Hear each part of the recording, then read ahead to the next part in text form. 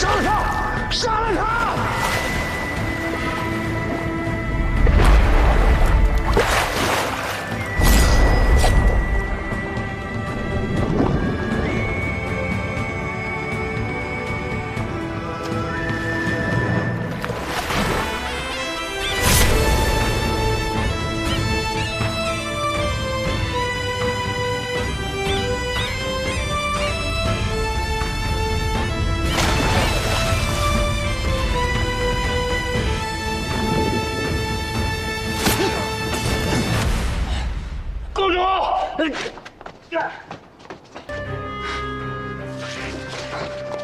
裴姨，裴生，你来太好了！你看，公主她疯了，她把所有人都杀了，端王的封面主全都……你是坚不能扛的姻亲，他是手无缚鸡之力的太史丞，谁能拦住一个疯子呢？裴姨，把剑放下，杀了他！不要！ 你要阻止我报仇？不，我在阻止你做错事。血刃仇人，何错之有？他是朝廷命官，你今晚宴请的宾客皆为证人。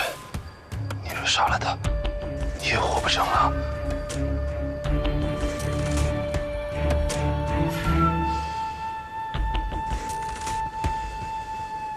闻到了什么？ 血腥味，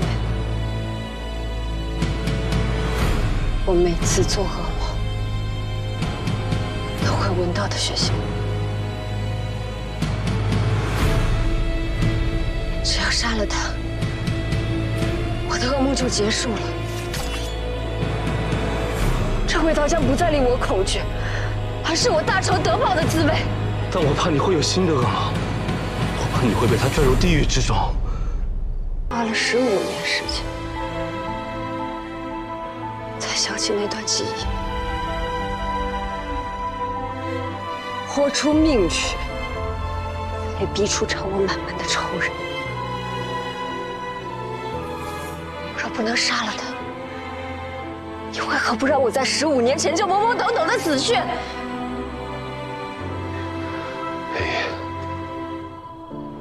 我陪你去见圣上。 崔敏中既已亲口承认所有罪行，圣上会给你一个交代，大唐的律法会给你一个交代，就这么让他死了，一切死无对证，端王的冤屈就永远无法洗刷了。太上，还是你有理智，我会跟圣上说清楚一切的。给我去面圣。你，裴姨，公主。 我们等了15年，就这么轻易的放过他？不是放过他，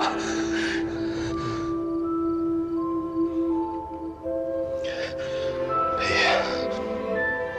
就这么杀了他，太便宜他了。必须让他在圣上面前承认所有罪名，必须让他在天下人面前还端王府一个公道。子松，别放走任何一个人。 不能让金无畏发现你在这里，快离开，快离开！来人啊！来人呐！走！来人呐！走！来人呐！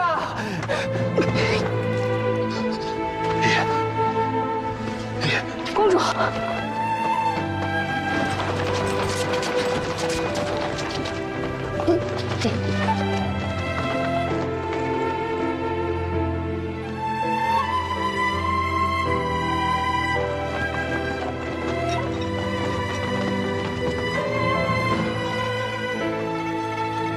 崔敏中15年前诛杀端王府上下，如今又欲谋害永安公主，将其押入宫中，通报圣上。还有李重山的尸体也一并带走。是。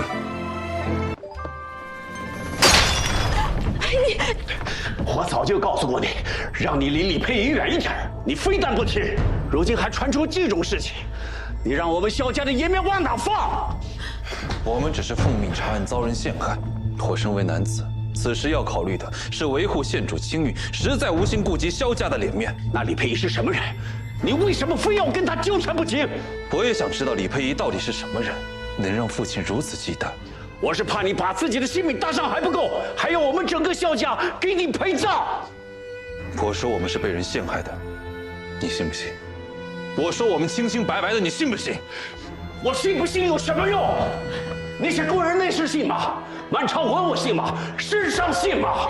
为何要用这种手段陷害你？就是因为这种事，但凡能捕风捉影，与你就是弥天大罪。你做过什么不重要，圣上以为你做过什么才重要。那我便去向圣上解释清楚。圣上若不信呢？那我便先问过县主，若他同意，我便求圣上赐婚；若他不同意，我便以死证明他的清白。你敢？怀瑾，我有何不敢？你这个逆子！别说了，我干脆直接杀了你，免得你出去殃及全家。别再说了，别再说了。既然父亲看我如此碍眼，我走便是。来人，把他给我拦住，不许他离开萧府一步。是。县主来了，我们实在拦不住，他现在在这听。挂脸先耻，挂脸先耻！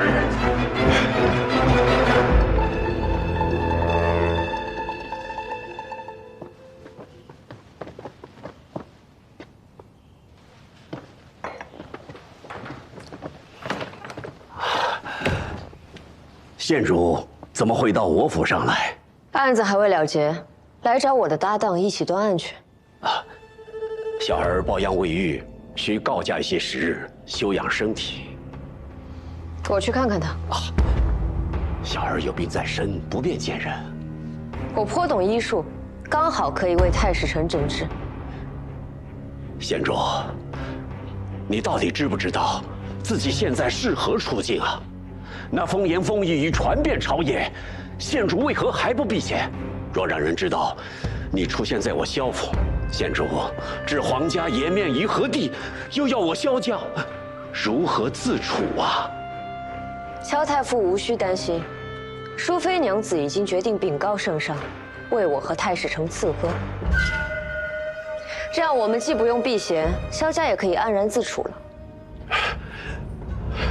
县主虽历来无所顾忌，但婚姻大事岂可如此随意？太傅是对我不满意，还是对我家事不满意？县主这是欲加之罪，何患无辞？原来萧太傅也懂这个道理。我们遭人陷害，你又何必如此动怒？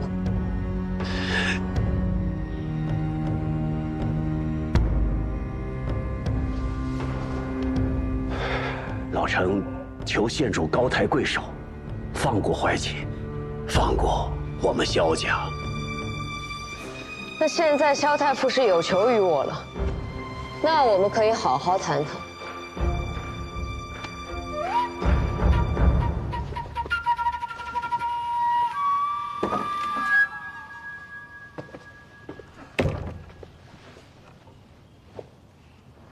15年前端王府之事，萧太傅究竟隐瞒了什么？太史丞身上的熏香我不会忘记。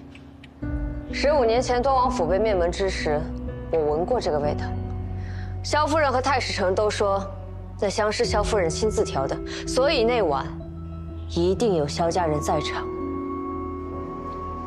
10几年前闻过的味道，县主太武断了，甚至有些荒谬。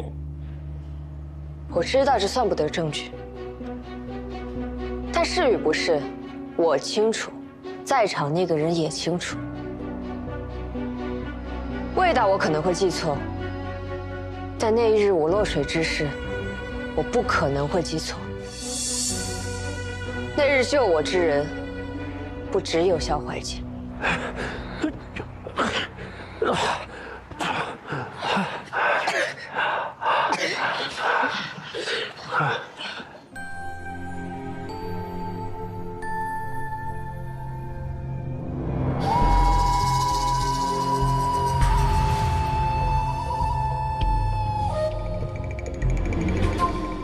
我幼时经历过太多事，失去了很多记忆，但遇到太史城之后，那些碎片被一片片、一点点拼凑起来，我竟然想起来一些了。说起来，萧太傅还是我的救命恩人呢。你想说什么？我想说，关于落水获救，太史城和淑妃娘子告诉我的，都是与事实截然不同的故事。太史城当时年幼，我不知他是记忆模糊还是故意隐瞒，但我知道萧太傅一定知道什么，为了某些目的而隐瞒了真相。此事我不记得了。就算我救过你，你也应当感谢我们父子，而不是恩将仇报。这个故事，就像我家被灭门一样，看似完整，但实则充满破绽。而更巧的是，它都与萧家有关。县主若执意把自己的无端揣测当作罪名强加于萧家，我无话可说，只能上报圣上，求个公道。没关系，我有的是时间，只要太史城留在我身边，我总会想起来的。你从一开始就是在利用怀瑾。是又如何？现在我与萧家是一条船上的人，你可以什么都不说，但你要做好每时每刻被我缠上的准备。一旦赐婚，我就会请命入住萧府，你日日夜夜都别想逃离我。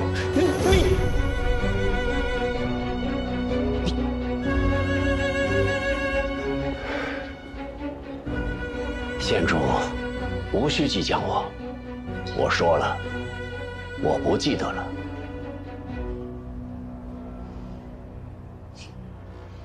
看来害我家之人，连萧太傅都记得。整个朝廷能让你忌惮之人屈指可数，我一个一个找，总会找到的。但在我找到之前，就要委屈萧太傅先认下我这个心腹了。就算我拼上这条老命，也不会答应赐婚的。大不了我支持归田，带着怀瑾回老家去，也断不会让你进门。你就是天煞孤星！你真当这些话能伤到我吗？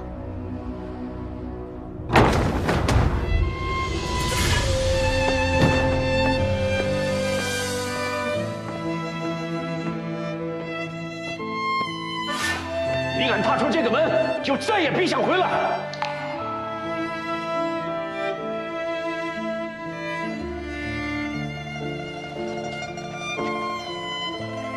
儿子愿等父亲回心转意。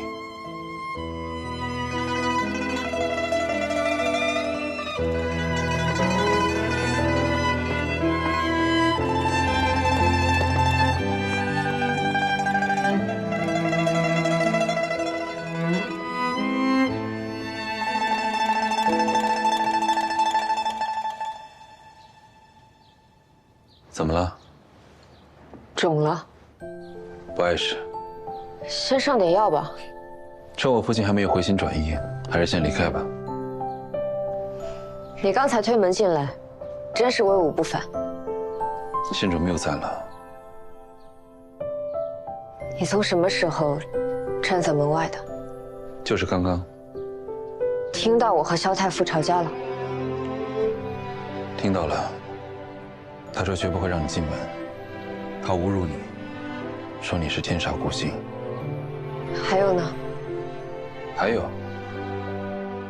有什么是需要我听到的？没什么。昨夜之事，无论如何，我都会负责。太史城无需放心上。我知县主不在意这些，但我在乎。本就是我拉你查案，才遭人陷害，怎么能再拖累你？这不是拖累，是我萧怀瑾高攀县主。无论县主有何计划，这都是我的承诺。但若县主另有安排，我也会配合。那在圣上召见我们之前，先把那个始作俑者找出来吧。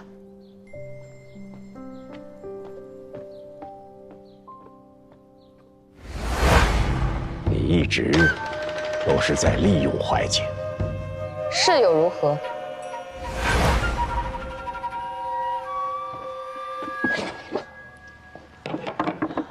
内斯伯回信了，查这些真费了他不少功夫呢。这个是金陵的雨花石，这个是蓬莱海岸特有的洛克，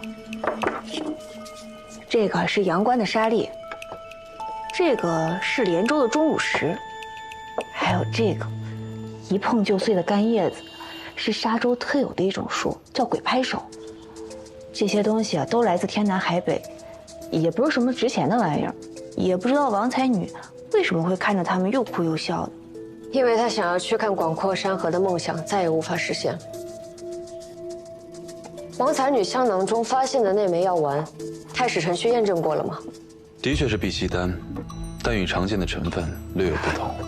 王才女怀孕的时候被人投毒，难道碧溪丹也是凶手给她的？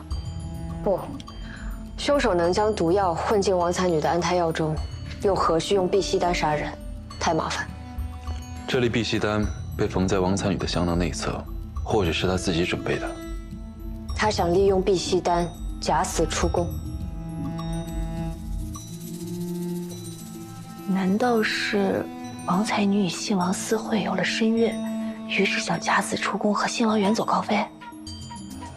该去会会信王了。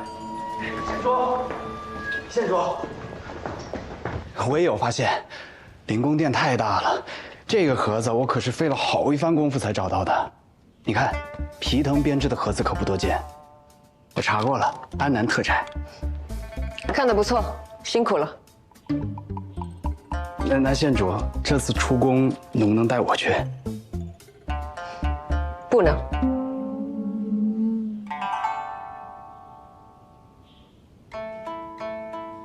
是。走吧。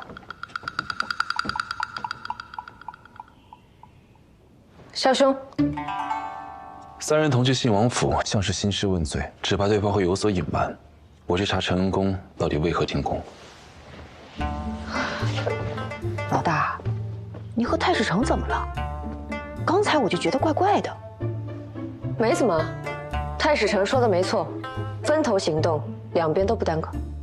绝对有问题。我们两个一块去，还怕有问不出来的口供？平时都是我们三个一块查案的，怎么偏偏今日要分头行动？避嫌啊！一定是避嫌。太史丞也知道赐婚的事儿啊？知道了。那不对啊，那为何要避嫌呢？害羞？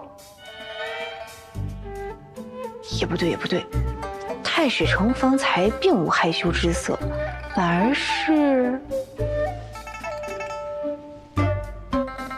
有点生气。他侮辱你，说你是天煞孤星。还有呢？还有什么是需要我听到的？你从一开始就是在利用怀瑾。是又如何？或许的确是生气了。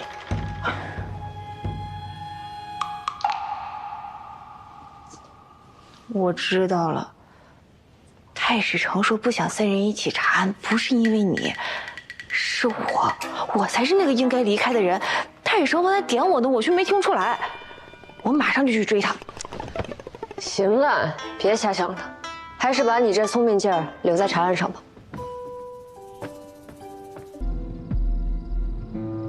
贤妃知晓了信王的秘密，我一直悬着的心反倒落了地。信王承认了他与王才女密会，其余的什么都没说。你怎么会允许一个小小的宫人妄想信王？即便他只想成为侍妾，是你将剑河送去信王身边，因为你需要他从信王那里打探消息，而你自然不会推辞这样的好事，也很懂事的知恩图报。那碧溪丹是你给魏贤妃的，你偷走碧溪丹，信王没有察觉吗？他很快就发现了。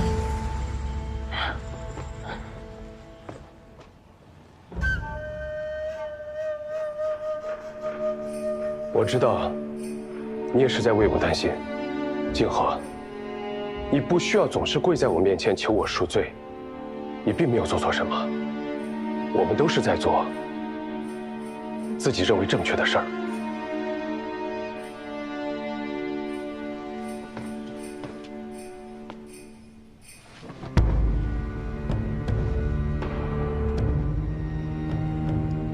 王才女有孕了，请母亲帮我将她送出宫去。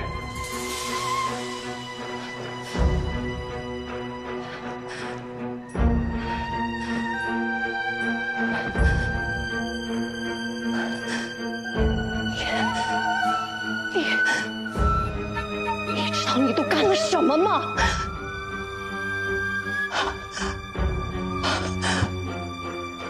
你去见王才女，根本不是因为欣赏她的才华，与她惺惺相惜。惺惺相惜，实在是讽刺。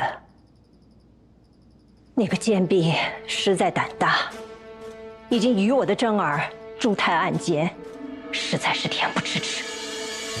两人配合的真好。害死王才女之后，为了防止有人去查验尸体，韦贤妃安排了松木爆花和河柳木棺材，静和则是精心准备了那一盒漂亮的蝴蝶。就算他已经死了，你们也没有放过他。那他为何不肯放过信王？我也不忍心信王痛失所爱，可信王已经完全被他蛊惑了。他为了求韦贤妃，宁愿自己在雨里跪1个时辰。多亏了云香伞。云香伞，不是碧溪炭吧？真儿，你怎么起来了？何为云香伞？你给他吃了什么？我问你，何为云香伞？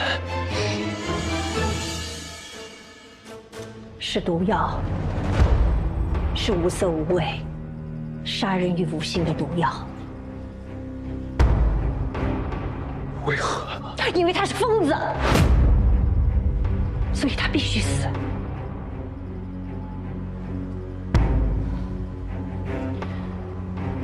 我曾经对他好言相劝，他就是有言不听。我知道你们在谋划什么，真儿太天真，你们的计划并不高明。总要试试才知道。贤妃若是能帮我们保守秘密，也是功德一件。功德是造孽啊！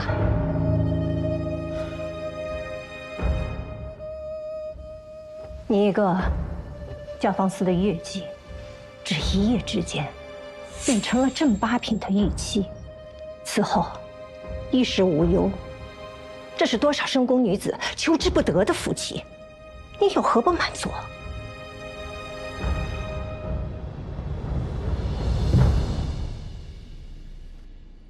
活着若只是贪图衣食无忧，未免也太无趣了些。我不缺钱，进宫只是为了学习琴艺。你所说的福气，我看不上。能本圣上赏识，是不上的尊荣。于你是尊荣，于我却是牢笼。若被圣上赏识的代价，是让我后半生永无自由，这赏识我不要也罢。那你就罔顾人伦，为了你的一己私欲，害我真儿一生。罔顾人伦，一己私欲，害人一生。贤妃这字字句句，我竟不知道是在说我，还是在说圣上。圣上的年纪做我父亲尚有余，只一时兴起，害我成了玉妻，却又再不见我。我本可以离开这深宫，如今只能在这里孤独终老。你只是不甘心，这么快，自己便失宠了。我是不甘心自己的命运就这样轻易被人改变。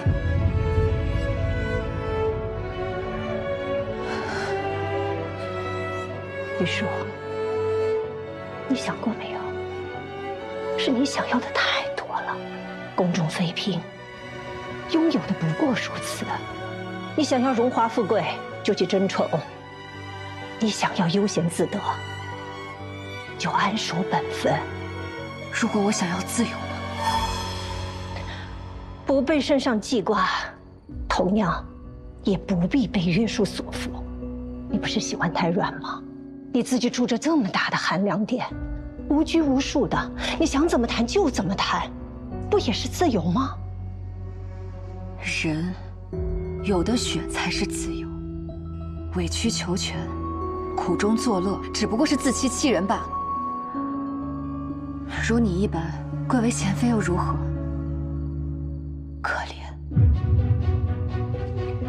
人只有太多的非分之想，才会可怜。恪守本分，识大体，自然活得自在。贤妃娘子这么多年恪守本分，就没有一丝不甘吗？被自己郎君冷落的日日夜夜，真的能靠识大体撑过去吗？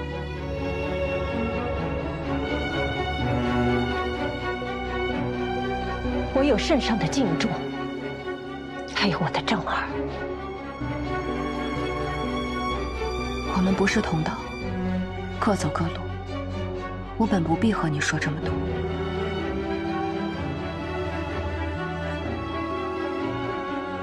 不送了。哼，你大概以为我只要不从中作梗，你就可以利用碧溪丹假死出宫。你恐怕不知道，妃嫔死后要在灵宫殿停灵再下葬，碧溪丹的时间和剂量稍有不慎，你就是死路一条。下葬前醒来会被侍卫发现，下葬后如果不及时挖出，你就等同于被活埋。正儿虽然是个王爷，但想悄无声息地把一个玉姬带出灵宫殿送离西京，谈何容易啊！你这一路上，只要有任何意外，都会没命的。我们一直在自说自话。我与信王计划周全，我自会脱身。他不知道，一个母亲能为孩子做出什么。我知道，他不会轻易甘休，一直派人盯着他。但是我万万没有想到，他竟敢派人到太医署，请医诊为他看诊。一旦医诊看诊，他有身孕的事情就会败露，我的真儿就会被牵连，他和他肚子里的孩子永远都是真儿的威胁，所以他必须死。你买通了医正，在他的安胎药里下了芸香散。是。然后你哄骗信王说，愿意帮玉叔假死离宫，只是玉叔因为服用碧溪丹过量，没有醒过来。是。母亲，你为何什么都不告诉我？真儿，你性子醇厚，心又软，才会被别人哄骗。但女人她不爱你啊，她只是为了利用你。你忘了她，忘了这件事情，将来你会有一个堂堂正正的王妃，也会有一个清清白白的孩子。母亲就没想过，为何玉树敢找医正诊治吗？要么就是他犯蠢，要么他就是想以此威胁我、报复我。但不管怎么样，他就是该死啊！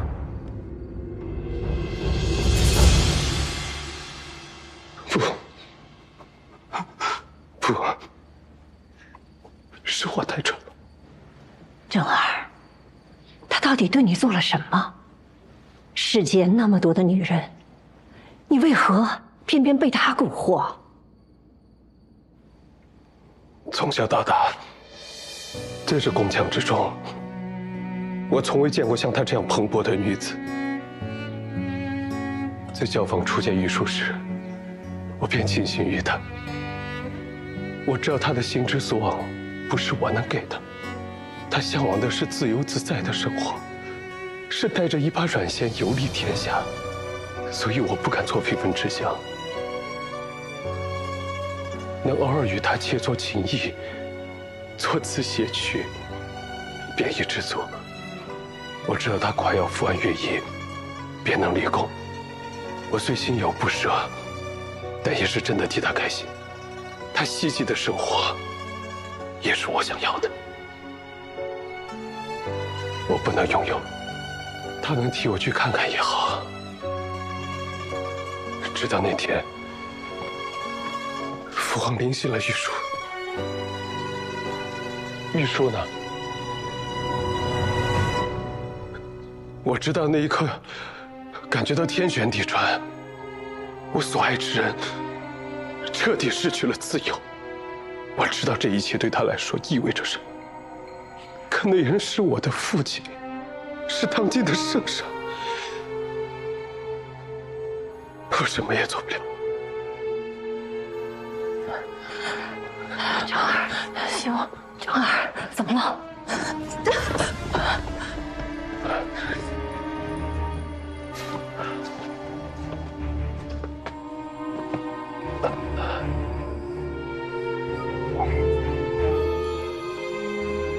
多谢。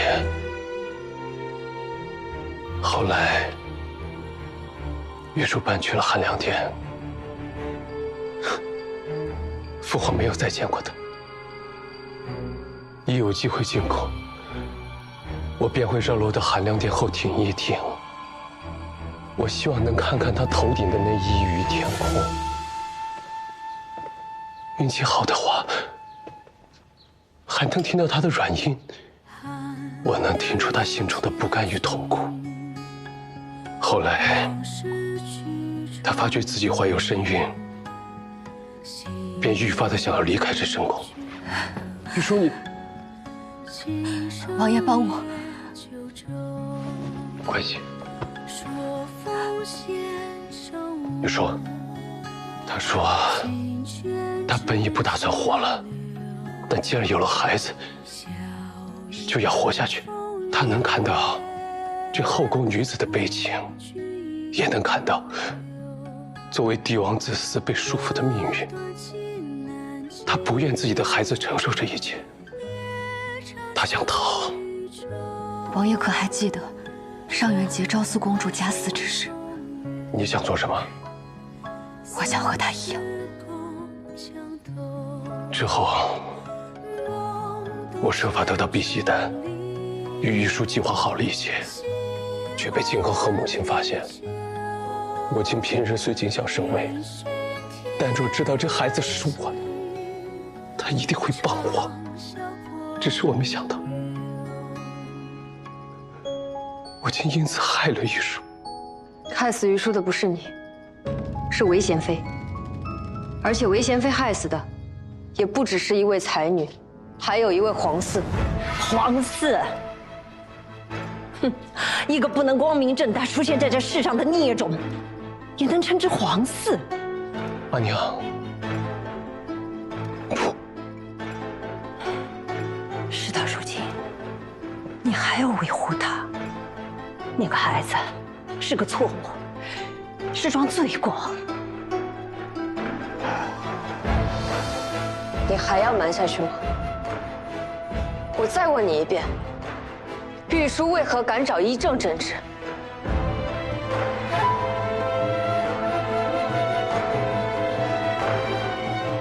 因为那个孩子是圣上的。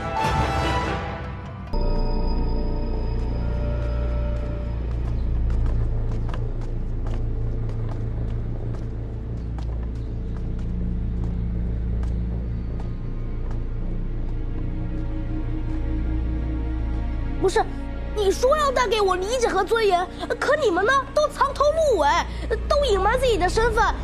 不是你这让我怎么放心加入你们？我们想让你加入我们，是因为你和我们是一样的人，被忽略、被歧视、被凌虐、被人踩在脚下，就像路上最不起眼也是最没用的石子。一堆石子能干什么？石子可做基石，成就一座城，或者颠覆一座城。你们要做什么？西川本应该是老百姓的西川，可这些豪强富商却把西川霸占，让我们这些付出最多努力的老百姓沦为奴仆。你甘心吗？你们甘心吗？不甘心。所以，我们要向他们复仇，赶走他们，这样我们才能有尊严的在这里活下去。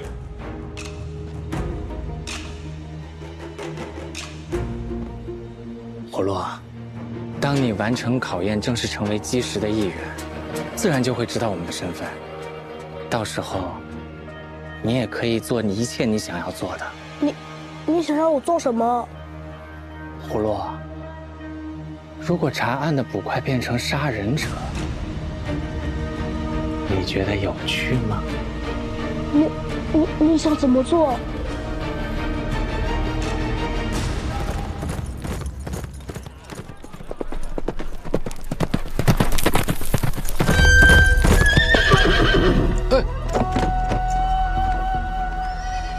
我要是凶手，你已经死了。哎呀，明知道有问题，怎么还会摔下来啊？我有所防备，才能及时卸力。仓促之下，一定会摔伤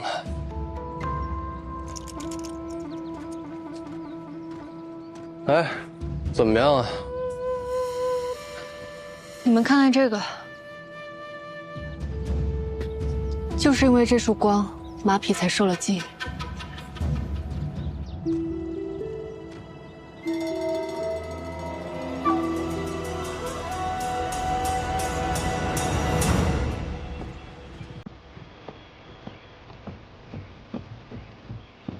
几位，就这儿了。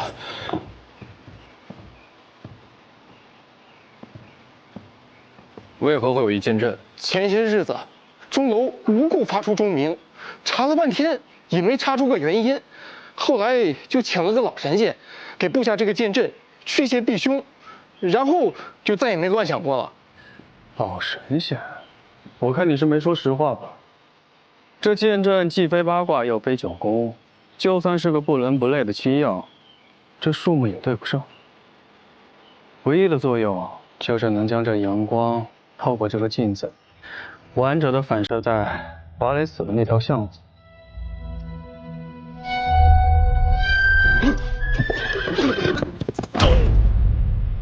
老神仙，不会说的是你自己吧？哎呀，这小人所说句句属实啊！而且，请那老神仙所用的花费，小人全都已经上报给城主府了，由城主府直接付给那老神仙。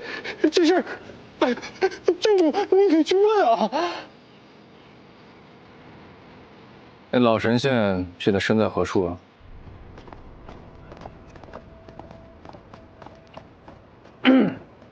哦，郡主。可以给老神问住进来。哦，有，您说的是那位老神仙吧？什么老神仙？给我把他叫出来。好，免了。今日心血来潮，着规取诏，料到定有贵人造访，没想到西川郡主竟亲自屈尊前来，这杀老佛爷。那你可知我来找你是何事啊？啊！钟楼之事，此乃小事，也是我为城中百姓聊表绵薄之意。虽然驱除了邪物，损了我10年阳寿，但保了一方平安，也是吾辈所愿呢。的确是个神棍，动手。哎，这么多话呢？啊！你们这是为何？这个你没想到吧，小老头？说吧，是谁指使你杀华磊的？这话从何说起？你们一定弄错了。放开吧。怎么了？这个竹简上确实详细的记录了驱邪的剑阵，和钟楼上那个一模一样。你懂个屁呀！哎呀，这是我们祖传的宝贝，你们这些凡夫俗子怎能读得懂啊？这虽是个古物，但记录破煞那一章的木牍被调换过。与其他章节所用的木牍，年代上差了很多。这绳子的确像是被换过的，新的。拿来吧你！啊，这孽徒！什么意思啊？前些日子，我这宝书绳子突然断裂，我那徒儿突然勤快起来，他说要帮我换绳子，没想到他胆大包天，竟敢篡改宝书啊！哎呀呀，这真是！你这徒弟现在在何处啊？昨天午时出去，到现在还没回来。回来我一定扒了他的皮。那不就是我们抓那个小翠的时间吗？哎呀，真是！老先生，钟楼闹鬼之事，您是怎么知道的？我是听我那徒儿所说。又是一个受欺负的底层人，那就不是巧合。小姐，出事了！莫非是那冀北商会又来缺席？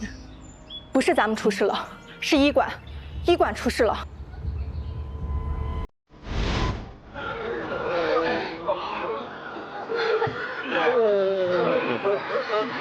你先忍忍啊。舌头伸出来看看。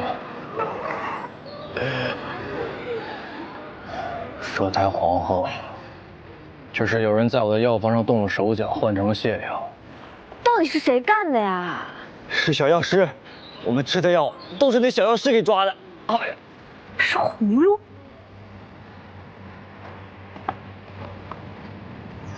葫芦走了。啊？外面围满了百姓的家属，都在蚂蚁馆草菅人命。出去看看。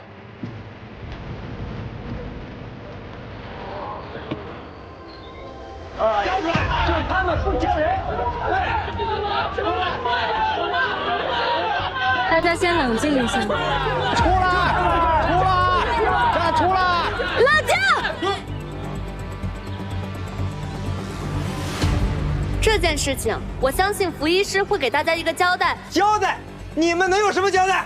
他们呀，就是在害人。我之前就听说你们医馆的坐堂大夫是个杀人犯，现在他们果然开始害人了。无稽之谈！我们马帮的爷们受了伤，都是来这医馆救治。若福医师真是庸医，我们马帮早就掀了这医馆了。那他就是心怀不轨。对，这2日啊，那福医师一直跟方志远在一起，那谁知道他们是不是一伙的？对呀，你们是不是一伙的？杀了，记住那件事。谁喊的？就他们，有本事站出来！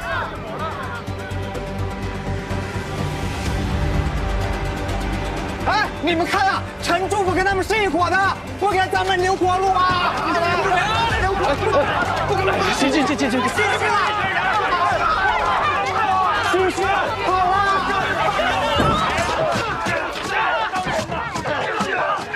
怎么搞错呀，局长？你得罪谁了？这是有预谋的，要谋害咱们医馆。肯定是幕后那些人组织的，他们这样说明他们急了。发学长加大力度，把背后的人给抓出来。学长谁啊？外面到处都在骂哎。你知道幕后黑手是谁？学长葫芦。啊？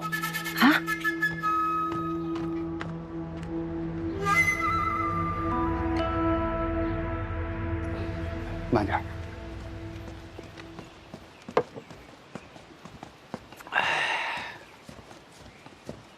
孙管事，有人找您。哟，福医师，快请坐。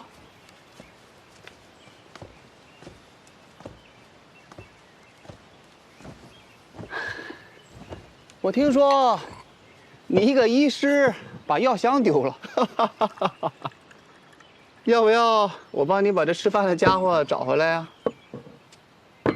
程主府已发了悬赏，封闭了西川，我料那小贼也无处可逃。那今天来此所为何事啊？我来是为了华磊之死，他的死因我也有些眉目。据我所知，华磊这个倒霉蛋不是被一个叫叶萧提的人杀了吗？这还有什么眉目可查？这叶萧提也只不过是被人利用，是有人对那小象做了手脚，导致华磊摔马，从而被叶萧提所杀。这人是谁？现在还无法确定。这不能确定的消息，以后就不要同我讲了嘛。不过我还有另外一件事，请讲。是雷觉坤死的那天，你们会长带人袭击了马帮的城西分部。确有此事。为什么？那天会长接到消息，说车忽爵弄了一批武器，藏到了离商会最近的城西分舵，准备找时机偷袭商会。于是会长决定先下手为强，就带了一批人杀了过去，结果扑了个空。白跟那帮莽夫打了一架。哪儿来的消息？在马帮周围自然有我们的人，是那帮底层的百姓。你怎么知道？如果我没猜错的话，现在已经找不到他们了。你还知道什么？别的我就不清楚了。不过我希望下次找到他们的时候，务必要告诉我。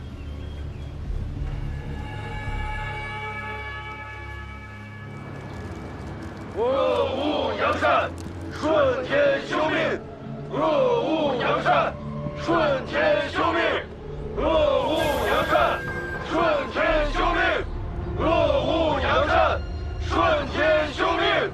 今日之后，西川将再也没有人可以小看我们，没有人可以欺辱我们，没有人可以虐待我们，更没有人可以把我们踩在脚下。我们要清理掉西川所有的恶人，让所有人都看到石子的力量。葫芦，在。我让你给病人的药中下毒，你为何只下了泻药，还故意暴露了自己？我下不去手，他们都是我的街坊邻居，从小看着我长大，我不能害了他们。妇人之仁。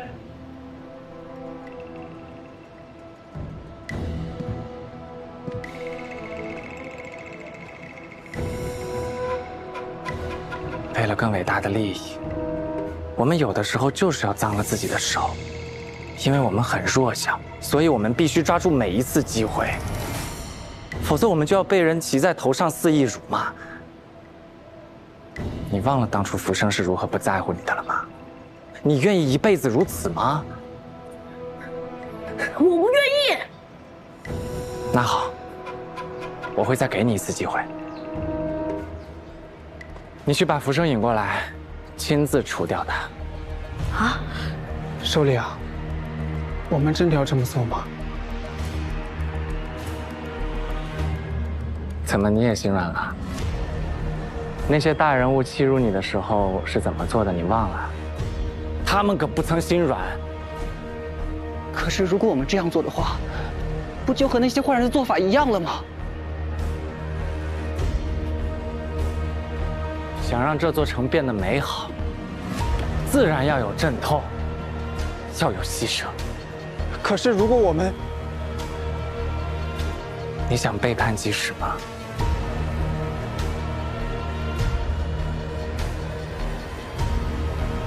变革开始了。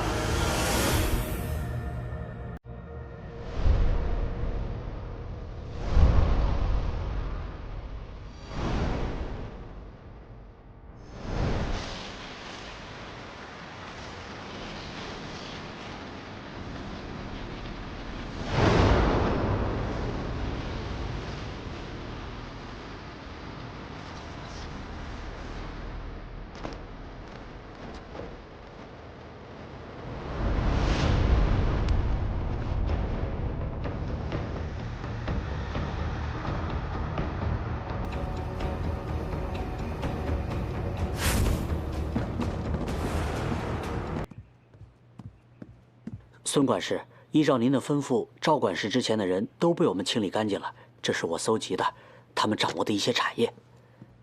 这跟我有什么关系啊？这都是商会的钱。这您就不知道了。会长平日不太过问账目，一向都是赵管事负责。他和手底下那些人吃的可是一嘴油啊！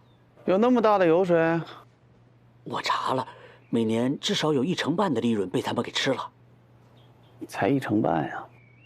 您是不知道商会的生意有多大。您也知道，咱们背后是冀北军，这朝廷拿不出钱来，那10几万人的吃喝拉撒、兵器武备，便全得靠着咱们商会呀。这么说，这些钱以后都是咱们的喽？都是孙管事您的。我不懂，也不识字。这些账目的事，以后就交由你来打理。谢谢管事大人。这么肥的差事给了你，一定有很多人眼红。如果有一天我听到有人对我说你贪了我的钱，小人不敢，小人不敢。哟，这么早？我这商会可不管饭啊。那几个年轻人找到了吗？别提了，我手下那些废物，连个人都看不住。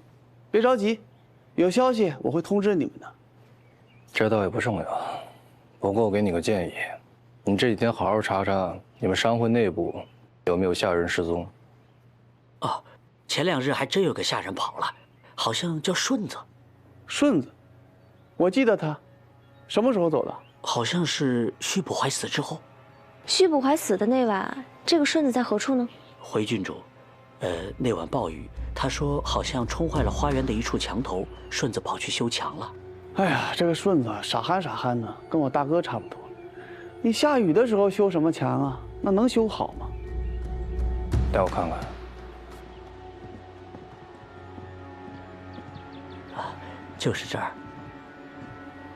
你去做事吧。是。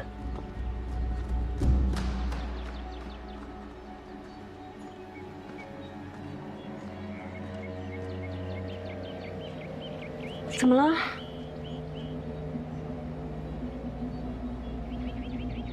如果我猜的没错，当时徐捕怀的马车就停在那扇墙后面。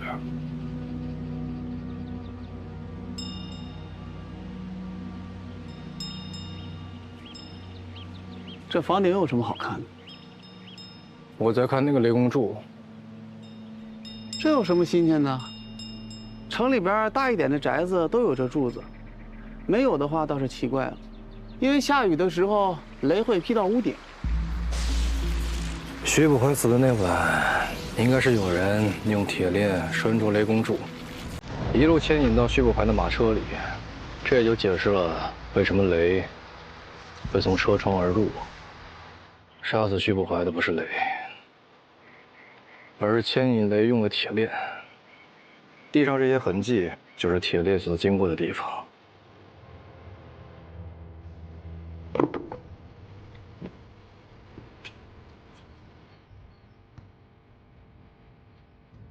帮主，冀美商会在集结人马。他娘的，长本事了！姓李的敢主动闹事儿。帮主，咱们去不去？去。当然要去，把徐捕怀那笔账要回来。看来这个顺子不仅仅是引贼入室这么简单，徐捕怀的确是被你们商会人所杀。现在一切还没查清，不可妄下定论。不过也确实无法解释徐捕怀为什么会平白无故地出现在商会门口。但有一点可以确定，杀徐捕怀、雷觉坤、华磊这几个凶手是一伙人，只不过他们为什么要这么做呢？他们为什么要这么做，现在已经不重要了，因为现在商会和马帮马上就会开战。如果是查出有人从中作梗呢，你们起码不用立刻开战吧？郡主，你还不知道吧？昨夜商会下面的17家货站全部失火了，烧了个一干二净。我们的李会长都要急疯了。你们来的时候没发现吗？今天的商会没有几个人。他想干什么？哎呀，我也不是会长，他要干什么我倒是不知道，但是也不难猜出来，无非就是鱼死网破，玉石俱焚吧。好了，我也要过去了，你们自便。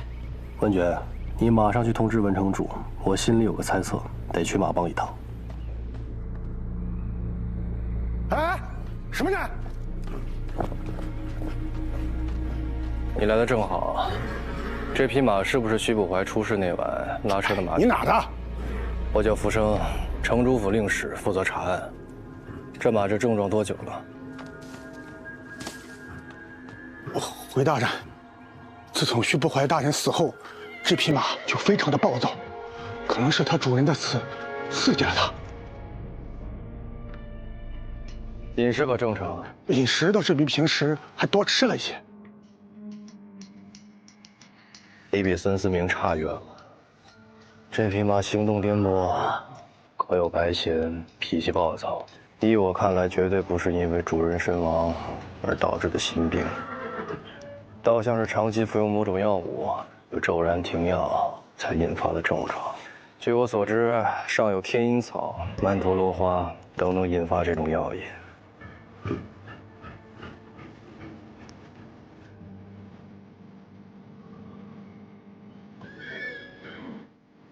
绝对是长期服用天阴草，又忽然停药，才导致这样的状况。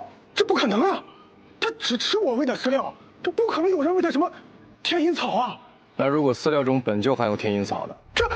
我猜平日里调味饲料打麻草这种粗活，你应该不会亲自动手吧？是的，大人，平时是一个小马夫在弄。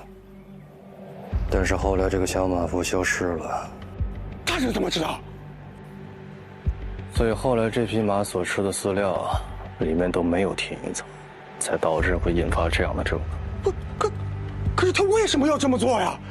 因为你把这匹马养得太好了，这马绝对不会跟外人走，也绝对不会吃外人所给的东西，除非有人拿着它难以抗衡的东西，引诱它离开原处，直至商会门口。啊，你说的是真的？是真是假，一试便知。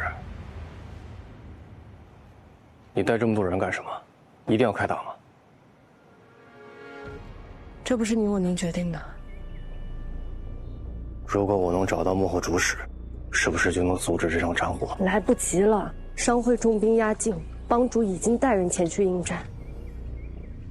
可是现在证据确凿，只要是个人手拿天阴草都能带走此马，这足以说明是有人从中作梗。战争已经开始了。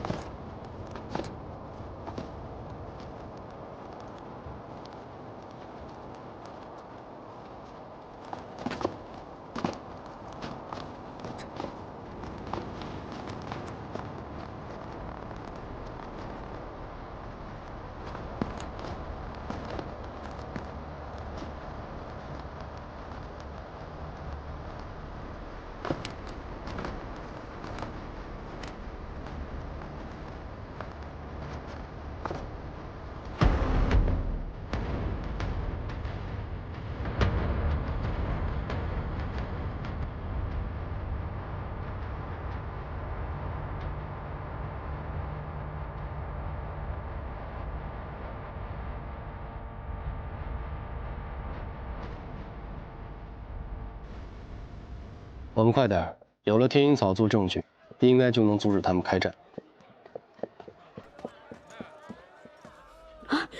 拿着。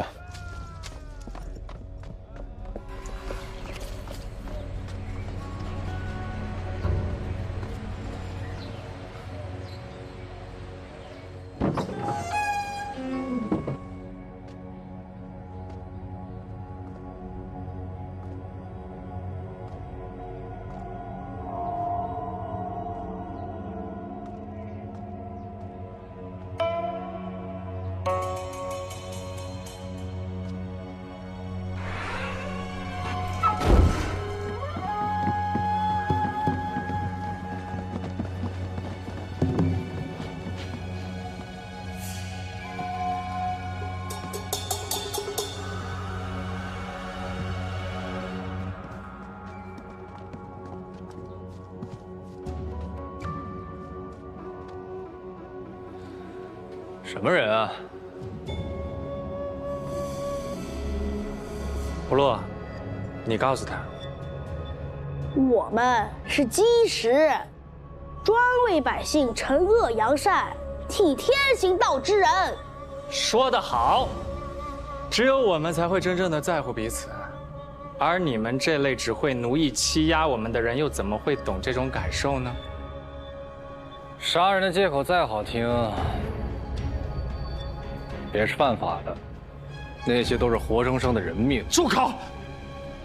他们打骂欺辱我们的时候，在乎过我们的性命吗？那些高高在上的人，表面上人模狗样，撕开伪装，却是另一副样子。他们哪个手里没做过恶？所以他们都该死。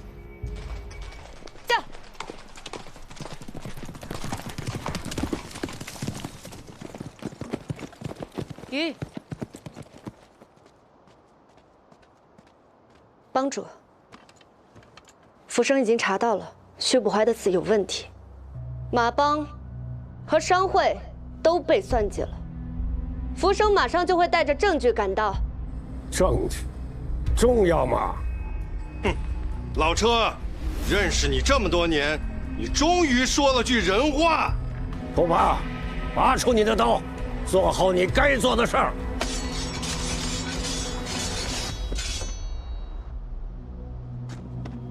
杀！杀！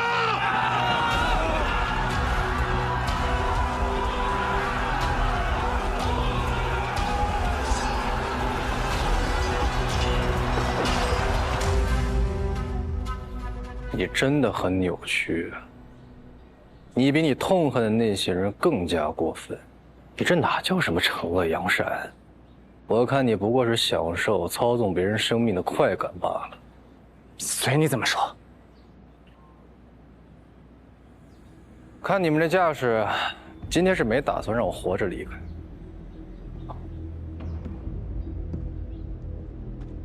因为你离真相最近，也应该成为第一个牺牲品，不是吗？还想问什么？尽管说。我看时间不够了，不如这样，待会儿我找你，咱们慢慢聊。不错啊，是来不及了。你最善用针，如今药香在我这儿，你还能折腾出什么花样来？哎，我可没说过我要折腾出什么花样来。杀了他！可是福医师是好人啊，我们怎么能杀好人呢？福医师是好人呀！反了你们了！良心未泯，好样的！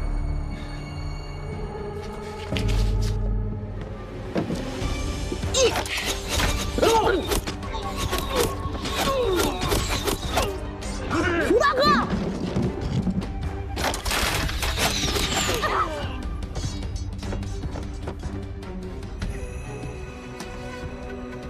胡大哥，辛苦了。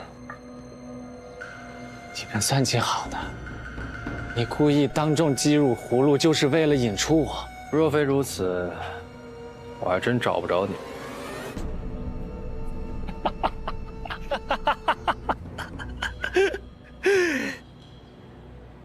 可惜一切都晚了，来不及了。西川现在已经是血流成河了。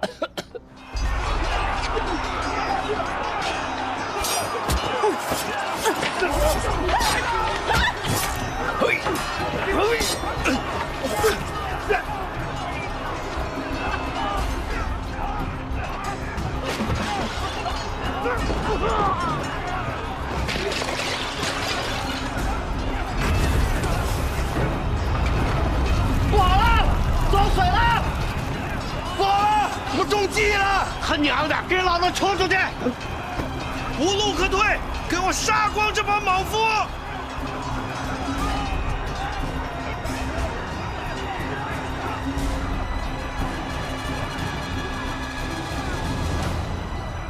恐怕要让你失望了。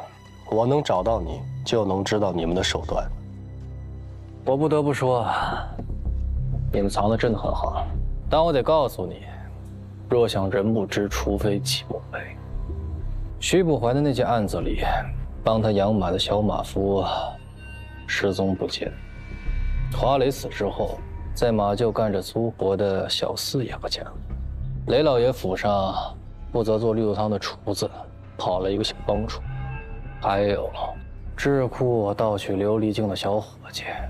我发现这帮人都有一个特点，都是生活在底层、受人欺辱的人。所以那天医馆来了个无病的小厮，我便断定他跟你们是一伙的。这才跟葫芦演一场戏。这是他们的计划，这么容易就拿到了？说到底，他们就是普通百姓。虽然李通家小农非常谨慎，但是干这么大事情，其他人难免有些亢奋。稍加引导，就知道他们各自的任务，也不难推算出他们要干什么了。好小子，有出息。我先走了，以防他们起疑心。注意安全啊！好的。还有火油，这么大手笔啊！但却很有效。若是我们没有准备，他们很有可能会成功。没关系，现在轮到我们了。